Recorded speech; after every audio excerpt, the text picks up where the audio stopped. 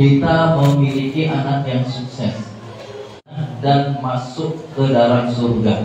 Jadi itu target utama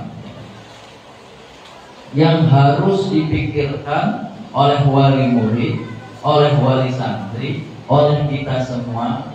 Target utama kita, misi utama dalam keluarga kita adalah zuhziha aninnar wa udkhilal jannah, dijauhkan dari neraka dan dimasukkan ke dalam surga. Untuk apa mendapatkan kesuksesan kecil? Anaknya jadi pejabat, sukses kecil. Anak yang menjadi pegawai negeri, sukses kecil. Anaknya mempunyai harta yang melimpah.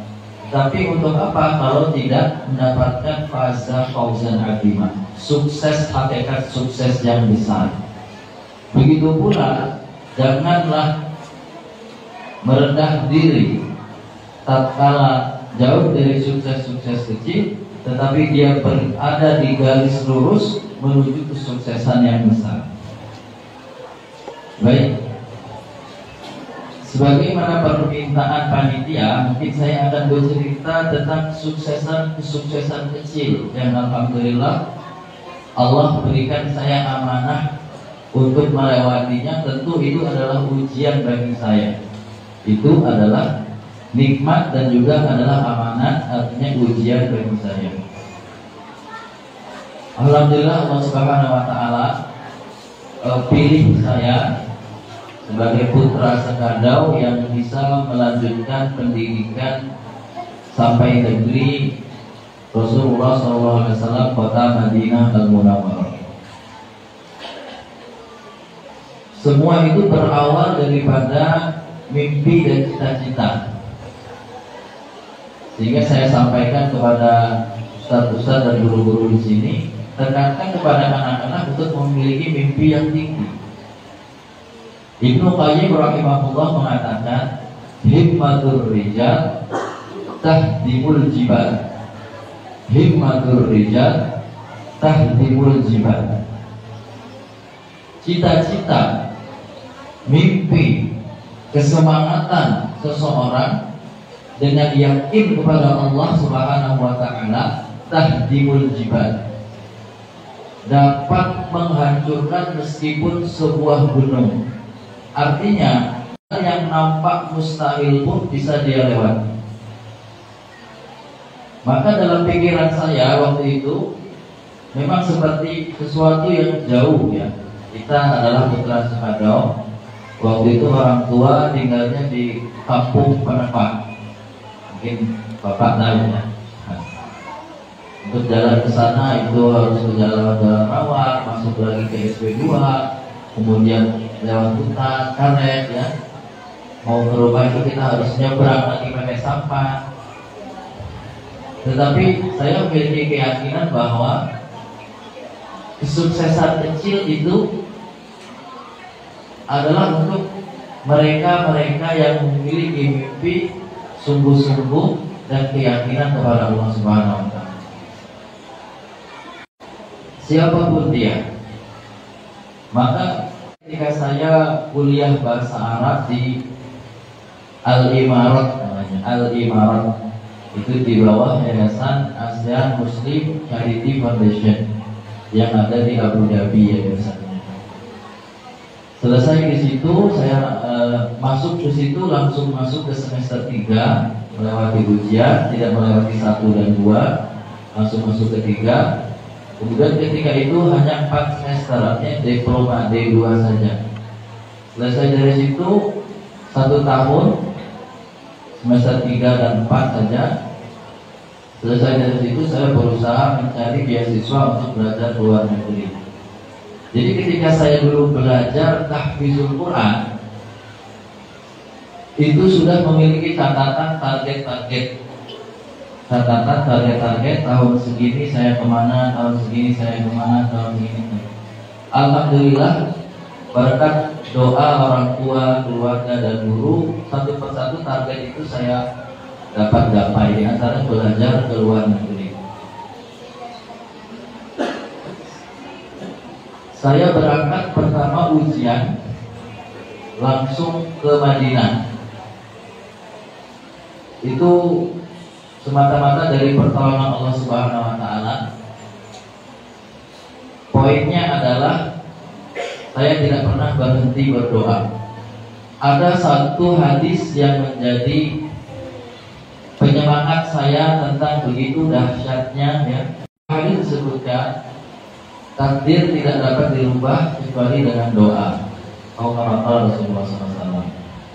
Seorang guru saya pernah berkata, ketika engkau ditakdirkan akan mendapatkan sesuatu, di antara tandanya adalah kita tidak pernah berhenti berdoa untuk mendapatkan sesuatu itu.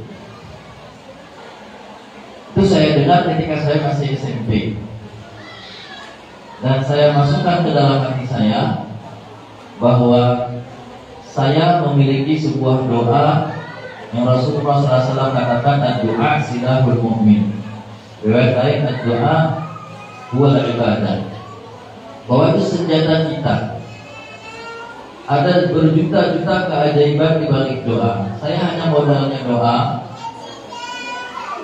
Dan saya mengamalkan perkataan guru saya, sehingga saya berdoa sebanyak-banyaknya, tidak mengenal lelah ya. Antara azan dan iqamah saya berdoa, habis sholat 5 waktu saya berdoa dengan doa yang sama. Artinya saya pengen belajar ke luar negeri. Bagaimanapun caranya itu ya Allah, dengan keadaan saya yang serba kekurangan. Karena habis SMA itu saya sudah tidak membebani orang tua lagi. Jadi kita kuliah itu sambil mengajar. Paginya saya mengajar di pondok pesantren Hafiz, kemudian siangnya saya kuliah.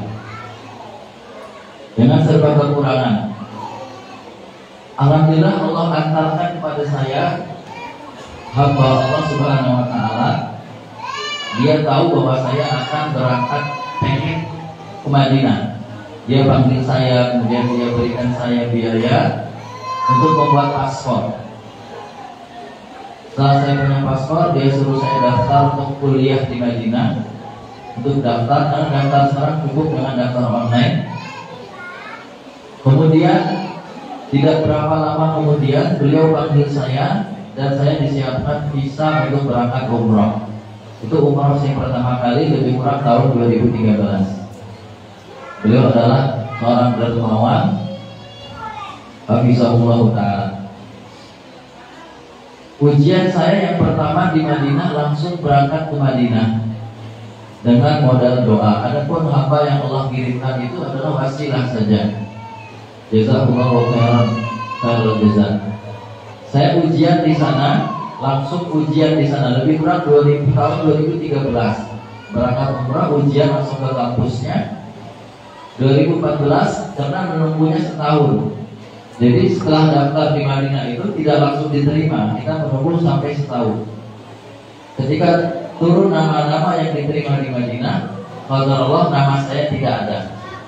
Nama saya tidak ada. Padahal sudah banyak biaya yang saya korbankan, waktu dan biaya yang diberikan oleh seorang dermawan Allah Ta'ala. Kemudian 2014 saya berangkat lagi, diberangkatkan lagi oleh beliau. Ujian lagi, tidak diterima lagi. Tapi niat saya begitu kuat.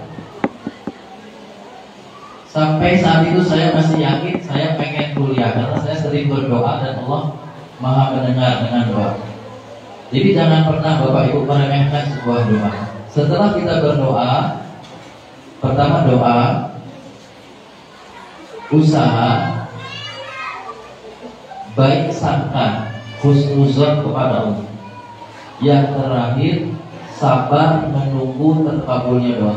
4 poin ini yang selalu saya amalkan.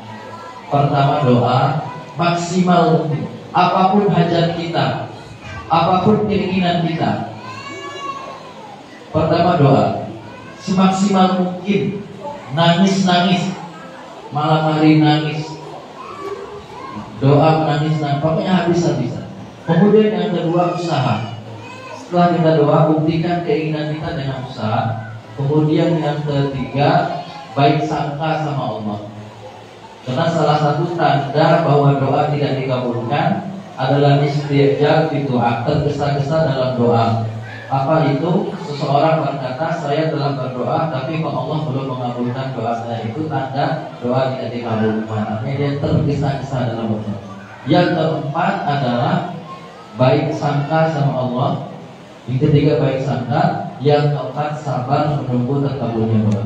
2 kali saya berangkat ke sana, tidak diterima. Tahun 2015 ketika itu ada ujian. Ada ujian yang diadakan kampus di Jakarta Darun Najah.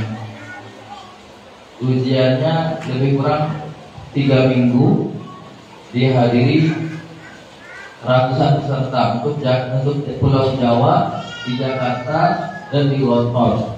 Untuk di Sumatera, di Medan. Kemudian untuk di Sulawesi, di Makassar. Ribuan peserta pada tahun itu, ribuan peserta yang diterima tahun 2017. Bayangkan Pak Ibu, saya ujian 2015, diterimanya 2017, berarti berapa tahun? 2 tahun. Jadi hari ini ketika orang melihat belajar di Madinah, lulus dari Madinah, tapi di belakang itu ada begitu usaha yang sangat luar biasa. Dari 2013, 13, 14, 15, 16, 17, 5 tahun. Tapi sabar. Poin yang keempat itu adalah sabar menunggu terkabulnya doa. Terus saya berdoa, oh nggak terima, usaha lagi, doa lagi, usaha lagi, doa lagi. 2 tahun, 2017 keluar nama saya. Alhamdulillah Allah pilih saya dari ribuan peserta yang daftar. Saya termasuk satu dari 300-an mahasiswa yang diterima untuk berangkat bulan Oktober tanggal 19 masalah hari ini. Allah berangkatkan, kemudian dapat menyelesaikan pendidikan S1 selama 4 tahun, selesai 2022 Januari. Alhamdulillah Allah berikan saya IPK 4,81 dari 5. Itu belajar di sana 2 tahun dalam keadaan hujan, 2 tahun dalam keadaan hujan, dan 2 tahun dalam keadaan membawa istri. Karena tadi ya, saking sudah lamanya nunggu, jadi pas saya masuk kuliah itu udah usia 24. Ya, 24. Karena nunggunya 3 tahun ya.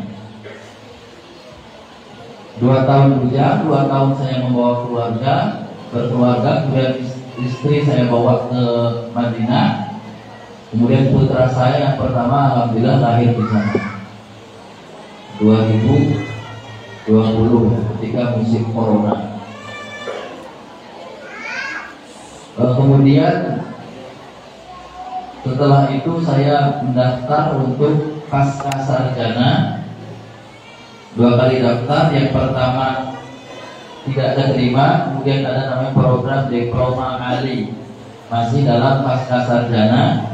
Alhamdulillah Allah terima saya dengan saingan yang sangat banyak, tapi doa daripada kedua orang tua. Jadi bapak dan ibu semua, doa bapak dan ibu kepada anak itu sangat luar biasa ya. Jangan pernah meremehkan sebuah doa, karena doa orang tua adalah doa yang tulus. Jadi senantiasa mendoakan kebaikan kepada anak-anaknya, dan jangan pernah mendoakan keburukan kepada anak-anaknya. Sebegitu marahnya kita, jangan pernah keluar dari lisan kita doa buruk. Anak nakal, anak bengal, apalagi terkadang maaf anak setan gitu ya. Saking marahnya itu ya. Seseorang datang kepada Ibnu Mubarak, wahai Imam Ibnu Mubarak, ini anakku nakal. Apa kata beliau? Apakah engkau pernah mendoakan keburukan kepada dia? Pernah. Jadi bapak ibu koreksi, kenapa anak kita susah diurus, kenapa anak kita nakal, diingat kembali, putar balik memori. Pernah nggak keluar kata tidak baik kepada anak kita? Bahkan kata orang itu, pernah wahai Imam Ibnu Umar, saya mendoakan kejelekan, ceplosan. Apa kata beliau? Laqad afsadta, sungguh doamu itu telah merusak kepribadian anak. Jadi hati-hati dalam berdoa, senantiasa ucapkan yang baik-baik. Anak nakal wajar, doakan, dasar kau anak soleh, semoga kau jadi anak soleh. Ingat kisah yang terkenal ya, Syekh Sudais DKM Masjid Mekah dan Madinah. Di antara kisah yang terkenal adalah beliau dulunya nakal, dan kenal nakal, ibunya sering berdoa, kau nih mudah-mudahan menjadi imam Masjid Haramain. Terus seperti itu, sehingga sekarang beliau menjadi ketua DKM Mekah dan Madinah. Sedikit kita, sehingga sifat Al-Quran itu disebut, artinya penjelasan untuk segala sesuatu, kesehatan, tentang astronomi, tumbuh-tumbuhan, biologi, semuanya ada di Al-Quran. Begitu juga tentang at-tarbiyah, pendidikan. Dalam Al-Quran ada namanya surat Ali Imran. Surat Ali Imran. Siapa sebenarnya Ali Imran ini? Al itu keluarga, Imran artinya Imran, keluarganya Imran. Itu surat setelah Al-Baqarah berarti ya. Al-Fatihah, Al-Baqarah, surat Ali Imran, keluarganya Imran. Itu berarti nomor 3, surat yang nomor 3. Ada apa dengan keluarga Imran? Sehingga cerita tentang keluarga Imran, Allah mulai dengan firman Allah, Innallaha astafa Adama wa Nuha wa ala Ibrahim wa ala Imran 'alal 'alamin. Sungguhnya Allah telah memilih Adam, Nabi, Abul Anbiya, Abul Bashar, ayah daripada semua manusia, wa Nuha, dan Nabi Nuh, ulul azmi minar rusul, beliau ulul azmi, dan disebut juga bapaknya manusia, karena ketika banjir bandang, yang selamat ketika itu yang ada di kapalnya Nabi Nuh. Dan dikatakan keturunan sekarang itu dari keturunan anak-anaknya Nabi Nuh. Beliau Nabi dan ulul azmi, Rasul. Ada surat namanya surat Nuh, Nabi. Yang kedua, yang ketiga, wa ala Ibrahim, keluarganya Nabi Ibrahim. Nabi Ibrahim sudah tidak asing lagi. Beliau adalah Abul Anbiya, ayahnya para nabi. Karena nabi dari Bani Israel banyak dari keturunan beliau, dari jalur Ishak. Bahkan Nabi kita Rasulullah SAW pun masih keturunan beliau dari jalur Nabi Ismail. Kemudian yang keempat, wa ala Imran, dan keluarga Imran. Yang luar biasanya kata alim ulama, ini keluarga Imran ini apa keistimewaannya? Kenapa dijajarkan dengan para nabi? Karena luar biasa, karena bukan nabi. Imran itu bukan nabi. Tapi apa keistimewaannya? Maka Allah ceritakan di situ. Dan kalau kita buka itu di surat Ali Imran ya, dari ayat 50-an. Kalau kita renungi di situ ada metode-metode pendidikan tarbiyah yang Allah ceritakan dalam Al-Quran. Jadi dimulai dari kisah seorang wanita yang ketika hamil bernazar. Qalat imra'atu Imran, ketika istri Imran berkata, Rabbi wahai Tuhanku, inni nadartu, sungguhnya aku bernazar, yang ada di perutku muharrarah, murni supaya untuk menjadi pelayan Baitul Maqdis. Fataqabbal ini maka terimalah dari aku wahai. Jadi poin yang pertama Bapak Ibu, bagaimana niat kita punya keturunan ini untuk apa? Diajar target kita sukses, anak menjadi pejabat, punya gelar sampai S3. Ketika orang tuanya meninggal, tidak ada yang bisa bacakan Quran, tidak ada yang bisa mentalkinkan, tidak ada yang bisa mensolatkan jenazah, tidak ada yang mendoakan orang tuanya ketika orang tuanya telah meninggal. Apakah itu yang dikatakan sukses? Nabi Zakaria, maka di surat Maryam itu diawali dengan cerita Nabi Zakaria. Beliau lagi wajadidu aliyahku keturunan supaya anakku ini bisa mewarisiku, lagi mendapatkan warisan dariku dan warisan yang dibawa oleh keluarga Yakub. Yang beruntung adalah seseorang yang sudah jauh orang Arab. Jangan dikira orang Arab itu daerah Kirgistan, Tajikistan, misalnya Bukhara, jajahannya Uni Soviet ya, kalau dulu itu. Maka beliau berkata, aku tinggalkan untuk anakku sesuatu yang kupastikan halal, jangankan haram, syubhat saja aku yakin dalam hartaku tidak ada harta yang syubhat, tidak jelas halal dan haram. Orang ulama katakan takul halalan la minal harami wa qila at-tabu'u tabi'ul ta'am. Pentingnya makan yang halal. Kenapa? Tabiat seseorang itu dikatakan mengikuti apa yang dia makan.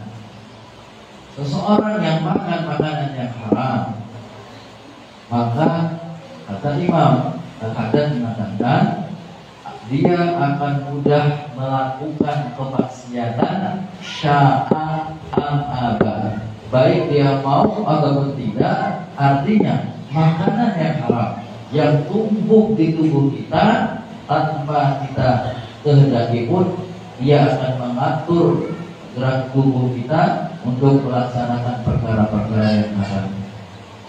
Maka di antara poin penting didik anak adalah pastikan apa yang kita berikan ke keluarga kita, untuk anak kita, itu adalah harta yang halal. Kemudian di antara kewajiban kita adalah masalah pendidikan. Ya. Allah berfirman, ya ayyuhalladzina amanu qu anfusakum wa ahlikum nar. Jagalah diri kalian dan keluarga kalian dari neraka. Wa quduhan nas wal hijarah, bahan bakarnya itu manusia dan batu. Ulama mufassir mengatakan tafsir jagalah itu adalah ad-dibuhum wa 'allimuhum. Ajarkan mereka adab dan ajarkan mereka ilmu syar'i semaksimal mungkin, sebisanya kita. Kita sibuk kerja dari pagi sampai sore, istri juga kerja sampai sore. Maka ada alternatif sekarang, alhamdulillah.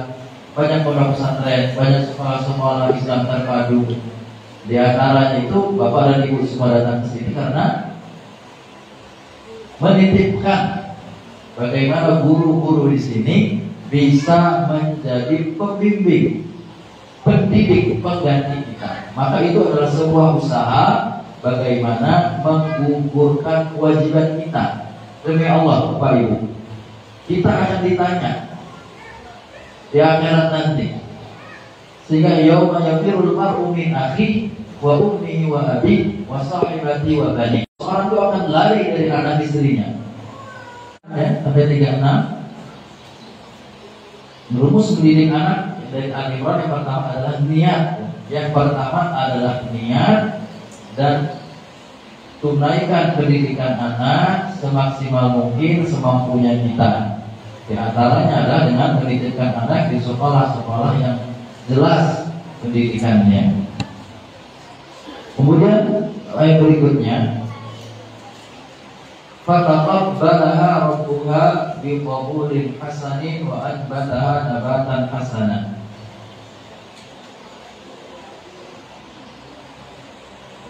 Kemudian Allah Subhanahu wa taala menerima niat daripada istrinya Imran. Fataqabbalaha rabbuha biqabulin hasan wa anbataha nabatan hasanan, dan Allah tumbuhkan Maryam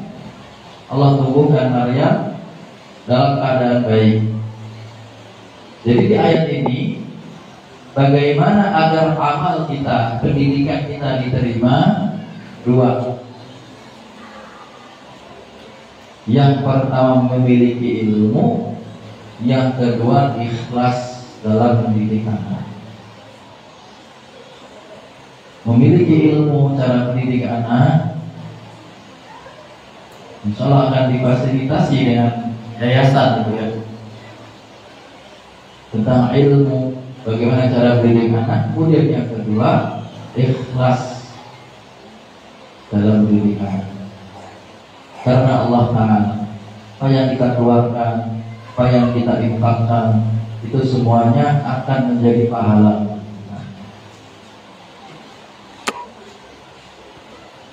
Ikhlas, ilmu dan ikhlas ya, itu adalah kunci daripada amal diterima. Maka ketika kita sudah maksimal dalam mendidik anak atau anak-anak, kemudian Allah akan berikan kita solusi. Maka falaha Zakaria, Maryam lahir dalam beliau yatim, artinya Imran meninggal, dan Allah kirim Zakaria, seorang nabi, untuk mendidik Maryam. Maka ulama mengatakan kalau kita sudah maksimal mendidik anak, berusaha dengan ilmu dan ikhlas, berdoa, insya Allah Allah akan berikan kita solusi guru yang bisa mendidik anak kita. Tentu dengan yang pertama tadi ikhlas, ilmu, niat yang baik, usaha yang maksimal. Maka falaha Zakaria, Allah akan utus seseorang yang mengasuh anak kita. Kemudian setelah proses itu kita jalani, ada dua keajaiban yang akan Allah berikan kepada kita. Dua keajaiban yang Allah berikan kepada kita. Kullama dakhala 'alayya Zakaria al-mihrab wajada 'indaha rizqa. Qala ya Maryam anna laki hadha? Qalat huwa min 'indillah. Innallaha yarzuqu man yasha' bighairi hisab. Ketika Nabi Zakaria datang ke mihrab, tempat salatnya Maryam, ada keajaiban. Apa itu? Di sana ada makanan, buah-buahan, yang kata ulama tafsir, buah-buahan musim panas ada di saat musim dingin. Ketika musim dingin, maka buah-buahan musim panas ada di ruangannya Maryam. Ketika musim dingin, buah-buahan musim panas ada di ruangan. Ditanyakan, dari mana anna laki hadza? Dari mana ini wahai Maryam? Apa kata beliau? Dari Allah Subhanahu wa taala. Yarzuqu man yasha' bighairi hisab. Setelah kita tunaikan niat yang baik, usaha yang benar, semaksimal mungkin, mendidik anak dengan ilmu dan ikhlas, Allah akan kirim seseorang wasilah menutup kekurangan kita dalam mendidik anak, baik dalam sekolah, guru.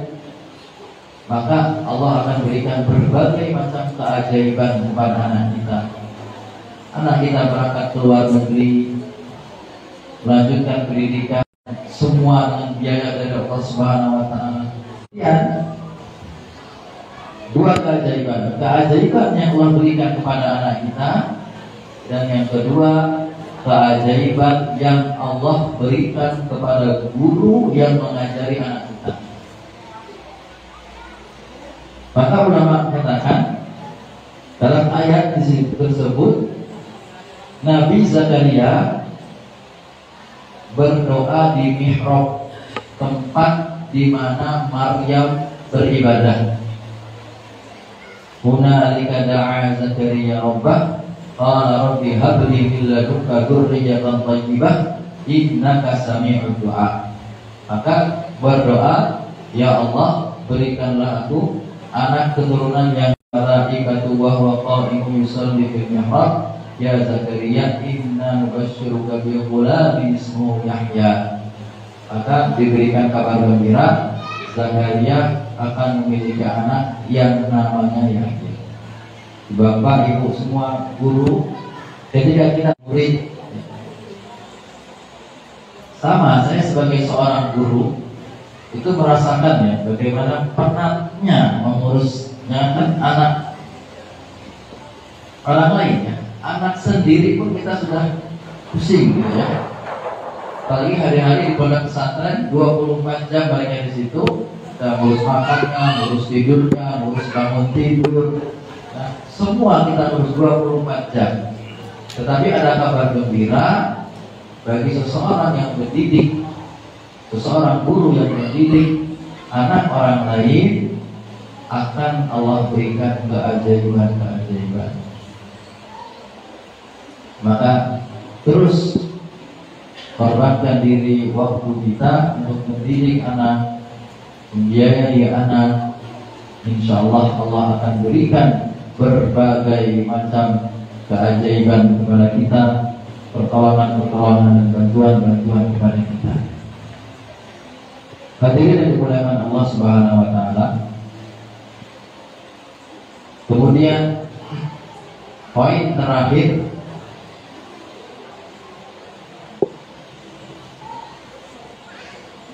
bagaimana saya buka bahwa orang yang bahagia adalah orang yang meskipun dia sudah tidak ada, tetapi amal baiknya terus masuk. Kalau ibarat kita, rekeningnya itu, saldonya itu terus masuk. Itu ada 3. Bila mata insan inqata'a anhu 'amalu ila min 3. Yang pertama adalah shadaqatin jariyah. Ketika seseorang meninggal, maka seluruh amalnya terputus kecuali 3 perkara. Yang pertama shadaqatin jariyah, sedekah jariyah. Maka masya Allah, dalam penyempurnaan pendidikan kita lihat ini masih belum sempurna dan maksimal. Maka sebagai wali santri, wali murid, ketika ada tawaran-tawaran pembangunan wakaf, itu kita harus lebih semangat, karena itu dari kita dan untuk kita. Pengalaman saya ketika belajar di Madinah itu, masya Allah, di sana banyak madrasah punya wakaf produktif. Artinya guru-guru di sana itu terjamin, di antaranya ada wakaf produktif. Mereka punya wakaf bangun hotel, diputarkan untuk kembali kepada guru-guru. Jadi orang-orang sana begitu semangat ya, karena itu dari kita dan untuk kita. Dan bukan berarti harus banyak. Rasulullah SAW mengajarkan kepada kita, jangan pernah meremehkan amal meskipun sedikit. Ibaratnya satu genteng kan, satu petak lantai kan, mampunya segitu. Apa kata Rasulullah SAW? Kita punar walau bisik kita mau. Jauhilah api neraka meskipun setengah daripada sebiji kurma. Ulama katakan Allah Subhanahu wa taala menyembunyikan ridhonya dalam amal soleh, maka jangan pernah menyepelekan amal soleh. Amal yang kita anggap kecil itu bisa mendatangkan ridhonya Allah Subhanahu wa taala. Dalam sebuah hadis disebutkan, seseorang masuk surga hanya karena menyingkirkan sesuatu yang menghalangi jalan, dia singkirkan hal yang sepele. Jadi hal yang kecil pun membawa keridhaan, apalagi hal-hal yang besar, tentu dengan itu dan ikhlas. Sedekah jariah. Kemudian yang kedua, ilmin yuntafa'u bihi, ilmu yang bermanfaat. Itu kembali kepada ilmu, kembali kepada pendidikan. Ya. Ilmu yang manfaat, ilmu yang diajarkan kembali adalah pendidikan. Dan yang terakhir, waladin sholihin yad'ulahu, anak soleh yang senantiasa mendoakan orang tuanya. 3 poin. Baik, saya akan rangkum. Yang mau menulis ahlan wa sahlan. Ini tentang rumus mendidik anak muda dari surat Ali Imran. Sehingga ketika kita pulang dari sini, ada hal manfaat yang kita bawa. Yang pertama,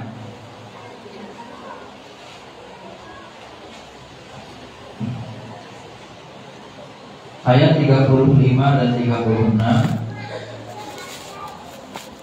surat Al-Imran. Orang tua menjalankan tugasnya sebagai orang tua sebaik-baiknya sesuai kemampuannya. Orang tua menjalankan tugasnya sebagai orang tua sebaik-baiknya sesuai kemampuannya, dimulai dari niat yang baik dan maksimal dalam menunaikan kewajiban orang tua, mencari istri yang solehah, yang bujang-bujang itu, kemudian berikan nama yang baik, nafkah yang halal. Kemudian yang kedua, ayat ke-37, Allah menerima amal soleh kita, mendidik anak. Maka kunci kesuksesan mendidik anak adalah Allah akan menumbuhkan benih kebaikan.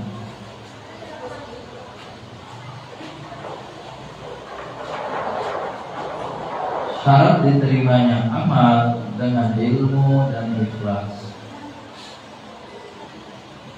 Kemudian yang ketiga, jika semua hal di atas kita lakukan dan niat yang baik, maksimal dalam mendidik anak, tidak lupa berdoa terus menerus, maka Allah akan menghadirkan orang yang lebih baik dari kita untuk menutupi kekurangan kita, atau dengan cara Allah yang lain menutupi kekurangan kita dalam mendidik anak-anak kita, baik guru-guru yang ada di sekolah, pendidikan yang baik. Yang keempat, Allah akan menghadirkan keajaiban kepada anak kita, hasil daripada didikan tersebut. Dan yang terakhir, hasil yang kedua, keajaiban bagi pendidiknya, keajaiban untuk anaknya dan juga keajaiban untuk pendidiknya. Kemudian poin yang sering saya ulang-ulang adalah Bapak dan Ibu semua, tolong itu dihafalkan doa-doa para nabi yang ada di Al-Quran. Tolong dihafalkan doa-doa yang ada di Al-Quran, doa para nabi untuk anaknya dihafalkan dan banyak diulang-ulang dan dibaca. Kalaulah para nabi itu berdoa seperti itu, bagaimanalah kita yang hanya orang biasa? Rabbi habli min ladunka dzurriyyatan thayyibah wa la tuzakkiya Rabbi habli minas shalihin. Doanya Nabi Ibrahim, Rabbana hab lana min azwajina wa dhurriyyatina qurrata a'yun waj'alna lil muttaqina imama. Doanya Nabi Ibrahim, Rabbi ja'alni muqimas shalah wa min dzurriyyati rabbana taqabbal du'a. Doanya Nabi Ibrahim itu tolong dihafalkan. PR bagi Bapak Ibu dan semua, doa-doa para nabi untuk anak-anak yang ada di Al-Quran tolong dihafalkan, dibaca, dipanjatkan sebanyak mungkin, yang terutama di waktu-waktu waktu yang mustajab. Tengah malam antara azan dan iqamah, setelah sholat 5 waktu, setelah amal-amal soleh. Ingat, sekolah itu bukanlah tempat sulap. Pondok pesantren bukanlah tempat sulap yang menyulap anak kita langsung berubah menjadi baik. Tentu butuh daripada bimbingan Allah Subhanahu wa Ta'ala. Kalau Allah sudah bimbing anak kita, dimanapun, kapanpun, insya Allah akan terjaga. Kita ini serba kekurangan. Zaman sekarang apalagi ada yang namanya gadget, tidak bisa terkontrol. Tetapi kita serahkan sama Allah. Maka doa yang sungguh-sungguh, ya Allah, jagalah anak saya dimanapun dan kapanpun. Insya Allah Allah mujibus sa'ilin. Allah akan kabulkan doa kita. Ini yang bisa saya sampaikan. Ada baiknya dari Allah Subhanahu wa Ta'ala. Apabila ada kekurangan, kesalahan, ya, baik sengaja maupun tidak sengaja, al-afu minkum, minta mohon maafnya dari kekurangan saya, kebodohan saya. Kita datang ke sini untuk sama-sama belajar, sama-sama belajar. Artinya ketika kita belajar, ketika ada kesalahan, mudah-mudahan Allah Subhanahu wa Ta'ala ampuni. Wabillahi taufiq wal hidayah. Assalamualaikum warahmatullahi wabarakatuh.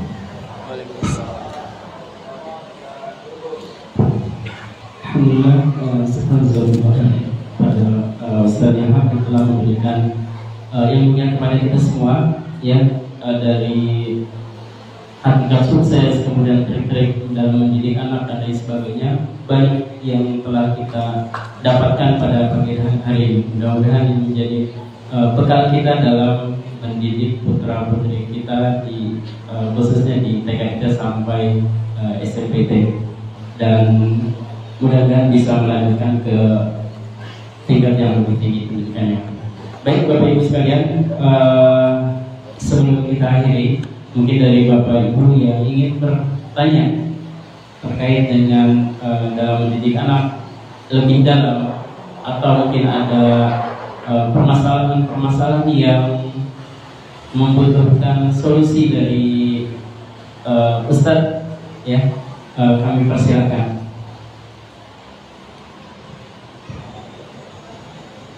Atau mungkin dari para dewan guru yang juga hadir pada kesempatan hari ini, mungkin ada hal-hal juga yang membutuhkan solusi ketika memberikan pendidikan kepada putra-putri kita di kelas. Silakan Bapak Ibu.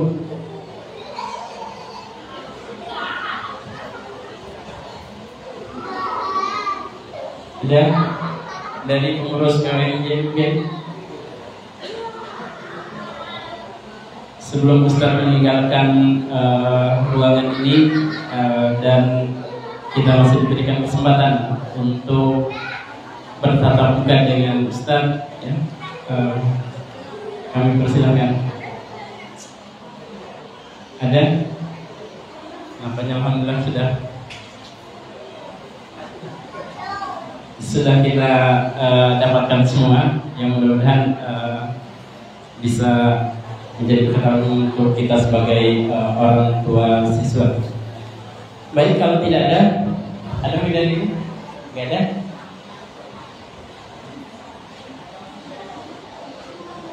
Ada? Bang, orang Indonesia terkenal jarang bertanya. Sama seperti ketika saya di kampus itu, nggak tahu apakah mungkin tabiat kita sebagai orang Indonesia, ya.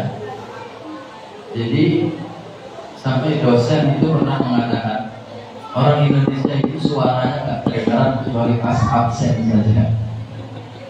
Pas absen baru benar. Ada yang nanya, ada yang membantah. Apa kamu membantah kita? Indonesia seperti itu. Beda dengan orang Afrika, orang Amerika, Eropa. Banyak kawan-kawan dari Amerika dan Eropa itu memang kritis sekali. Jadi ada hal-hal yang rasa kurang cocok langsung akan berkata. Tapi apakah kita di Indonesia yang seperti itu, ya? Terbawa. Saya sendiri sampai di sana tuh belum bisa seperti teman-teman dari Amerika dan Eropa, Afrika yang kritis. tanya jawab. Silakan Bapak Ibu. Dan kemarin ini sebagai informasi, kemarin saya pernah menanyakan terkhusus kepada siswa-siswi SMP Bapak Ibu. Jadi ketika ditanya terkait dengan mimpi-mimpi yang tadi Ustaz sampaikan juga, jadi banyak anak-anak kita yang menginginkan menjadi para penghafal Quran.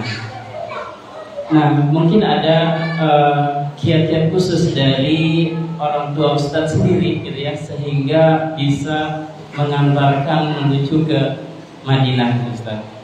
Karena mungkin ya sebagian orang tua ada yang belum mengetahui Ustadz, dan ketika anaknya menginginkan menjadi para penghafal Quran, menjadi para ustadz gitu ya. Ini yang kemarin kita coba tanyakan Bapak Ibu. Ada banyak sekali yang ingin menjadi para penghafal Quran. Mungkin boleh juga Ustadz bisa memberikan motivasi mungkin dari orang tua Ustadz sendiri ketika memberikan motivasi kepada Ustadz sehingga Ustadz bisa sampai ke para Madinah.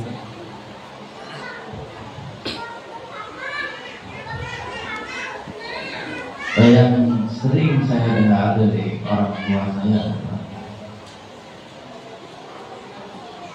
kejar akhirat kita, terus kejar akhirat, maka dunia akan mengikuti. Sehingga dengan serba kekurangan di orang tua saya, membiayai 6 anak semuanya mondok pesantren. Sehingga orang tua saya sering mengatakan, bapak tidak punya apa-apa nggak masalah, yang penting semua anak paham agama. Pola pikir kita sebagai orang tua harus sejalan. Bagaimana akhirat adalah tujuan kita, adapun dunia hanyalah wasilah. Pendidikan agama adalah fondasi, sehingga mau menjadi apapun anak kita, polisi, jabatan, ketika sudah memiliki fondasi yang kuat, maka apa yang mereka miliki itu hanyalah wasilah. Target utamanya adalah agama atau akhirat. Kemudian yang saya lihat dari orang tua saya adalah tega dalam kebaikan. Saya lulus SD, saya sekolah di SD 1 Sungai Dingin. Lulus SD belum sempat saya ikut acara kelulusan ke Bukit Kelang. Bapak saya sudah ngirim saya ke Jawa. Kawan-kawan ada yang diantar ke Bogor, saya diantar ke Madiun. Sekolah sambil belajar mondok. Mondok jauh, memang tega itu adalah poin penting kita. Sehingga ulama sering katakan, tidak apa-apa kita jauh ya, dengan anak-anak kita demi kebaikan. Tentu dalam hal agama, rindu memang wajar, menangis kita, akan tetapi untuk sementara. Biasanya gejala-gejala anak ketika ingin belajar jauh adalah orang tuanya yang masih kurang tega. Artinya tega dalam kebaikan. Maka orang tua saya sadar adalah tega selama itu baik. Saya berangkat ke Yaman, kemudian saya berangkat ke Madinah. Itu adalah poin tega. Kemudian poin yang paling penting yang saya lihat dari orang tua saya adalah, karena salah satu kiat supaya anak itu soleh, anak itu berhasil menjadi orang tua yang soleh. Poin paling penting, kebanyakan kita hanya menuntut agar anak kita soleh.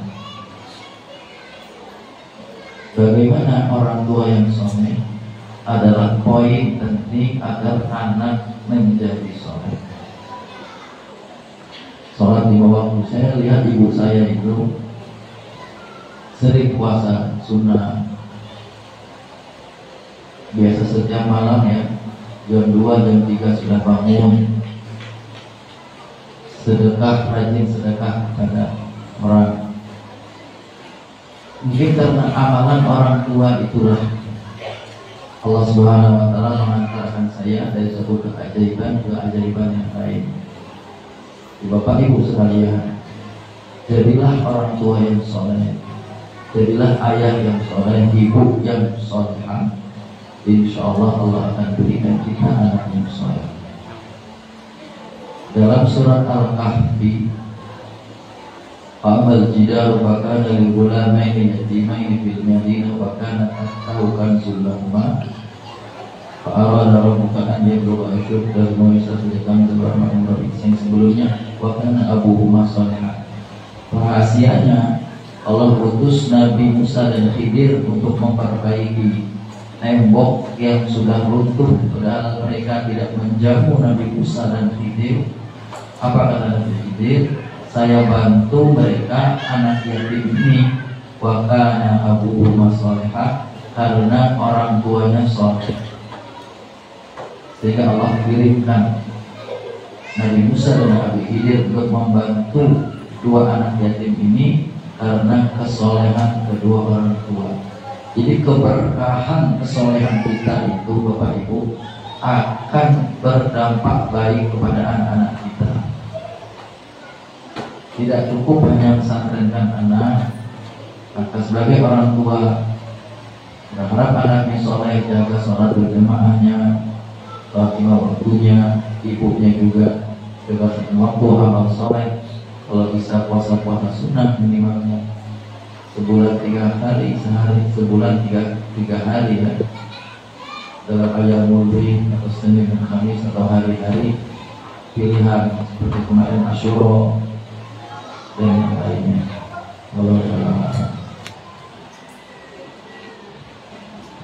Baik, demikian ya motivasi dan hal-hal yang dilakukan oleh kedua orang tua dari Ustaz Ilham. Mudah-mudahan ini juga bisa menjadi referensi untuk kita sebagai orang tua sehingga bisa mengantarkan anak-anak kita sukses dunia dan akhirat. Baik, Bapak Ibu, silakan mungkin ada yang ingin diskusi kembali. Kami persilakan sebelum kita tutup. Silakan.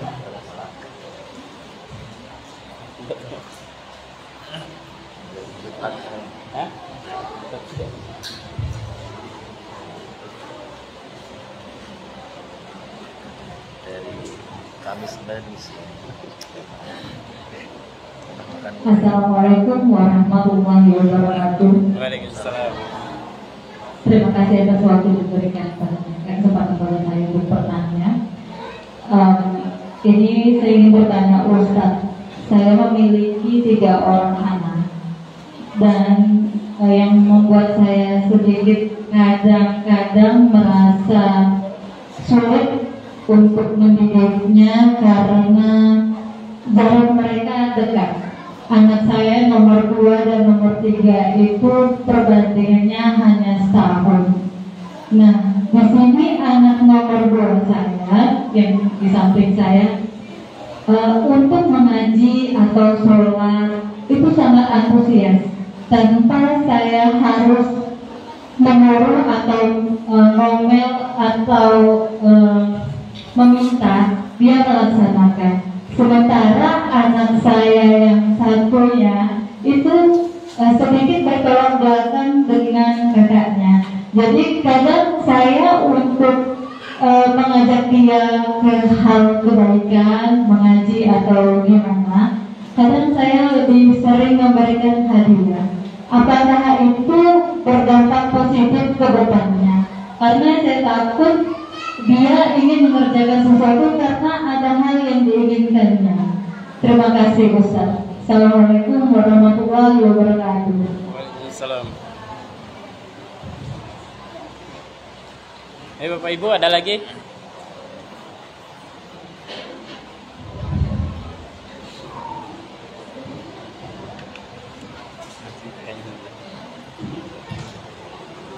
Jadi maaf ya, dari hari Kamis ini mesti jadi Jumat berarti